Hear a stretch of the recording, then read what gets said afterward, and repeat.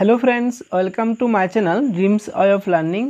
आज के আমরা ত্রিপুরা টেট 2 সিলেবাসের জিওগ্রাফি থেকে ফিজিক্যাল এনवायरमेंट অর্থাৎ প্রাকৃতিক পরিবেশ সম্পর্কে আমরা যে টপিকটা আছে আমাদের সিলেবাসে তো সেটা নিয়ে বিস্তারিত জানব। তো আজকে আমাদের এই টপিকটি কমপ্লিট হওয়ার পর টেট 2 সিলেবাসের জিওগ্রাফির যে টপিকগুলো রয়েছে তো সবগুলো কমপ্লিট হয়ে যাবে।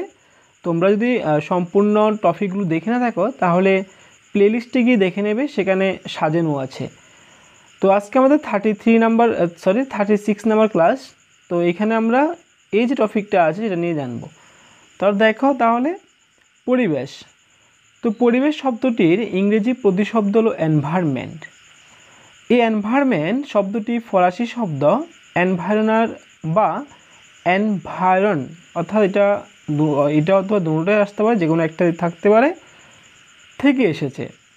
এই এনভায়রনার শব্দের অর্থ হচ্ছে প্রতিবেশী। ঠিক আছে, মনে রাখবে।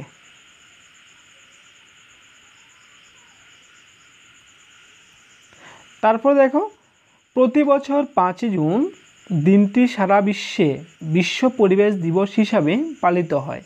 ঠিক আছে, আমরা জানি যে বিশ্ব পরিবেশ দিবস 5 জুন পালন করা হয় তাকে। প্রাকৃতিক পরিবেশের ধারণা অর্থাৎ কনসেপ্ট অফ ফিজিক্যাল এনভায়রনমেন্ট।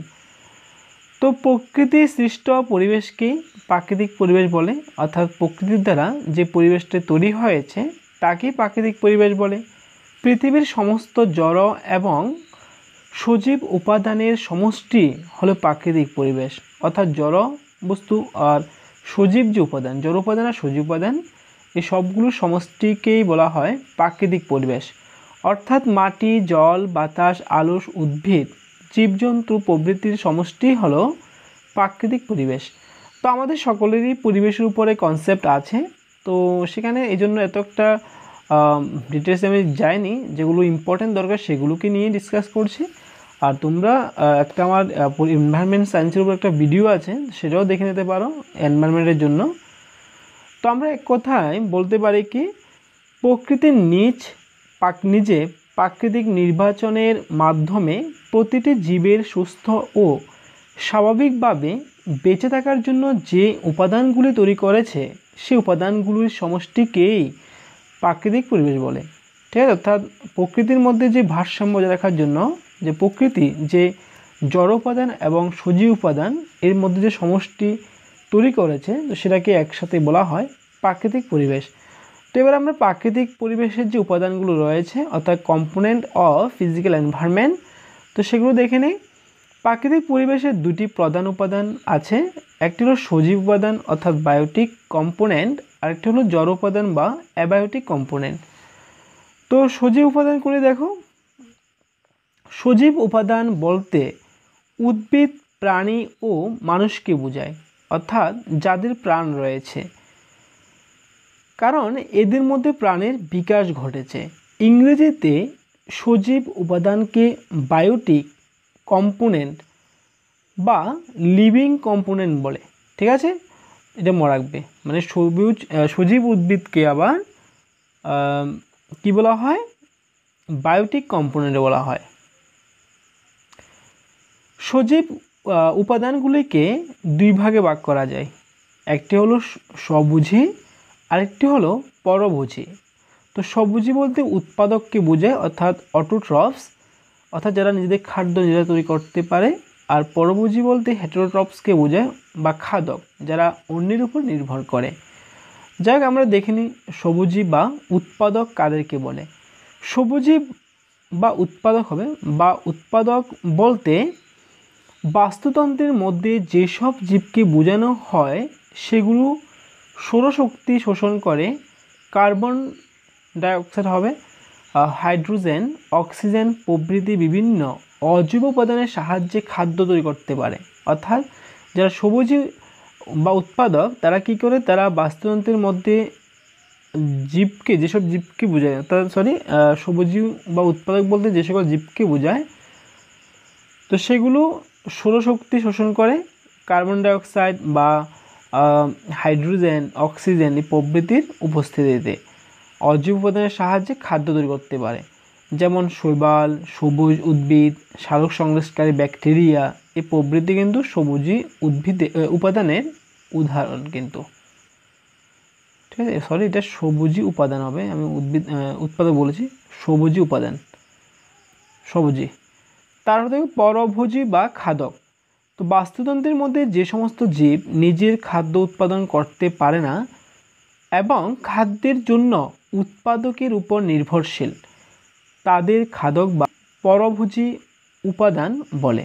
যেমন মানুষ, পশু পাখি বা প্রাণী যারা রয়েছে, তো তারা সম্পূর্ণভাবে উৎপাদকের উপর কিন্তু নির্ভর করে তাদের খাবারের জন্য, তো তাদেরকে বলা হয় পরভোজী। তারপর দেখো আমরা সজীব উপাদান সময় জেনেছি, সজীব উপাদানকে দুই ভাগে ভাগ করা হয়েছে, একটি হলো সবুজী, একটি হলো পরভোজী। তো এবার আমরা জানবো অজৈব বা জড় উপাদান কোনগুলোকে বলে। ইংরেজিতে জড় উপাদানকে অ্যাবায়োটিক কম্পোনেন্ট বা নন লিভিং কম্পোনেন্ট বলে। যেমন আলো, জল, বিভিন্ন গ্যাস, মাটি, তাপমাত্রা, বৃষ্টিপাত, খনিজ ইত্যাদিকে জড় উপাদান বলে। এই উপাদানগুলির প্রাণ নেই, কিন্তু জীবন ধারণের সাহায্য করে। অর্থাৎ এই যে জল বলো বা মাটি বলো বা বিভিন্ন ধরনের গ্যাস বলো, তো সেগুলো কিন্তু কোনো প্রাণ নেই, কিন্তু এগুলো ছাড়া কিন্তু আমরা চলতে পারবো না, তাই এরা জড় উপাদান।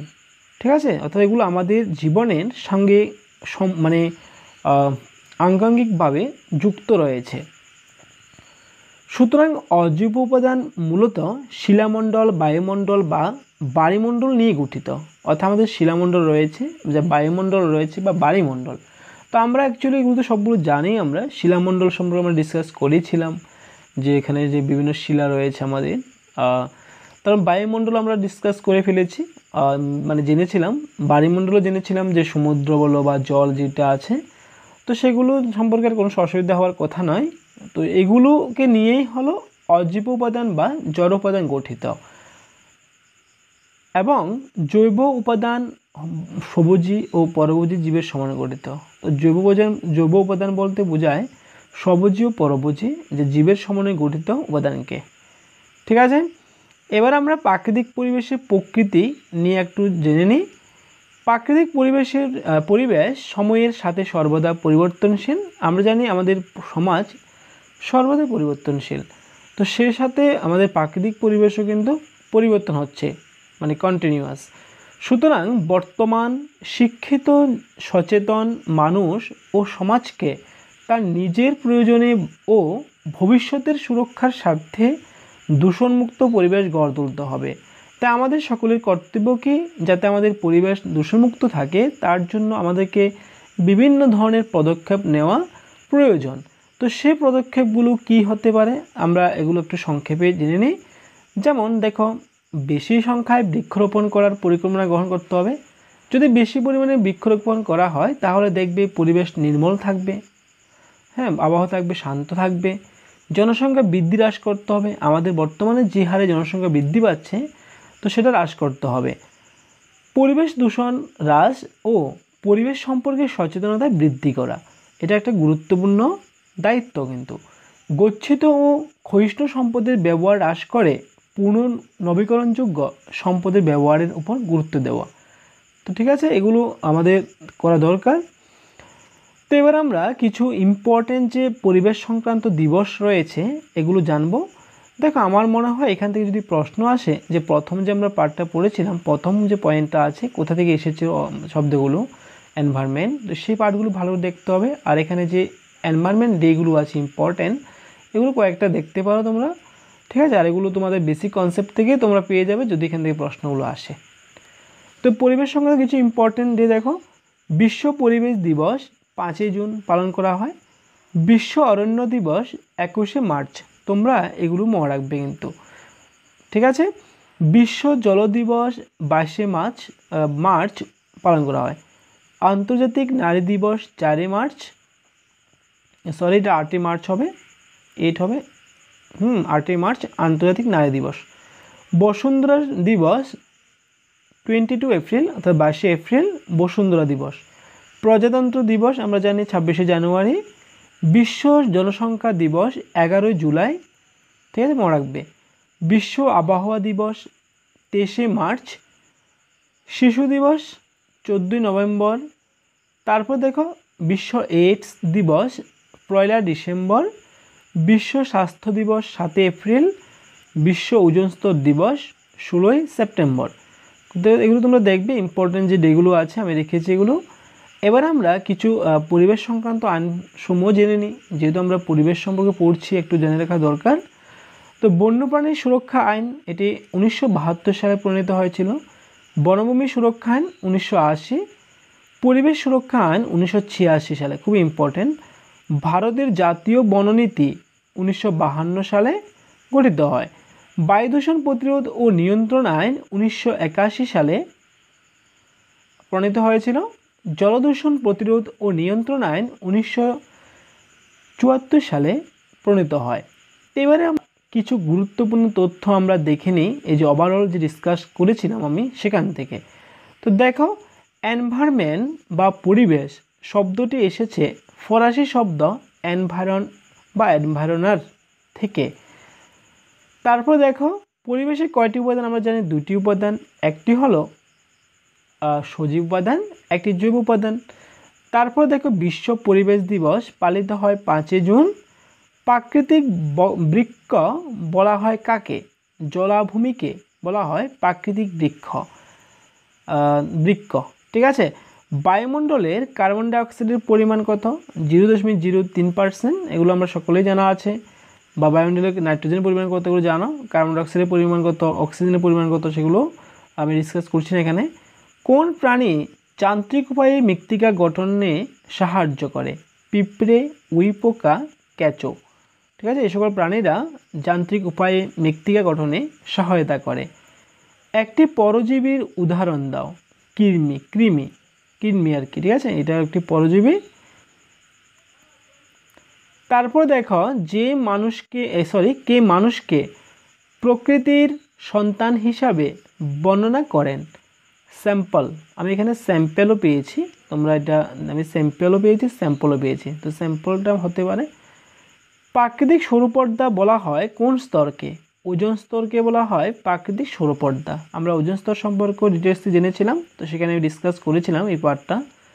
বায়ুমণ্ডলের একটি অতি পরিবর্তনশীল উপাদান হলো জলীয় বাষ্প, যেটা কন্টিনিউয়াস পরিবর্তন হতে থাকে। স্যাম্পল তার কোন গ্রন্থে মনুষ্য সম্প্রদায়কে প্রকৃতির সন্তান ও ভূপৃষ্ঠের ফসল বলেছেন? খুবই ইম্পর্টেন্ট। ভৌগোলিক পরিবেশের প্রভাব একটি তার গ্রন্থ রয়েছে এই গ্রন্থে। ঠিক আছে, এটা এমনও আসতে পারে কে মনুষ্য সম্প্রদায়কে প্রকৃতির সন্তান ও ভূপৃষ্ঠের ফসল বলেছেন? স্যাম্পল যেটাই থাকে।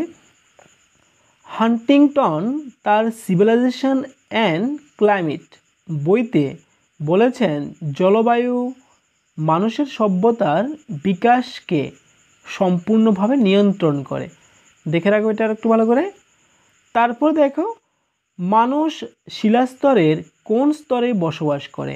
আমরা জানি আমরা ভূত্বকে বসবাস করি, যে আমরা রয়েছে ভূত্বক, গুরুমণ্ডল, কেন্দ্রমণ্ডল। তো আমরা শিলাস্তর সম্পর্কে ডিসকাস করেছিলাম ইন্টেরিয়র অফ দ্য আর্থ সেখানে। তো সেখানে আমরা বলেছিলাম ভূত্বক যে শিলা দিয়ে গঠিত, কী শিলা নিয়ে গঠিত। তো সেগুলো তোমরা সেই ভিডিওটা দেখে নেবে, তাহলে আরও তোমাদের কনসেপ্ট ক্লিয়ার হয়ে যাবে। তো তোমাদের ভিডিওটা কেমন লেগেছে অবশ্যই কমেন্টে জানাবে, আর যদি ভালো লাগে ভিডিওকে লাইক করে দেবে, চ্যানেলটিকে সাবস্ক্রাইব করবে। সবাইকে ধন্যবাদ সম্পূর্ণ ভিডিওটিকে দেখার জন্য।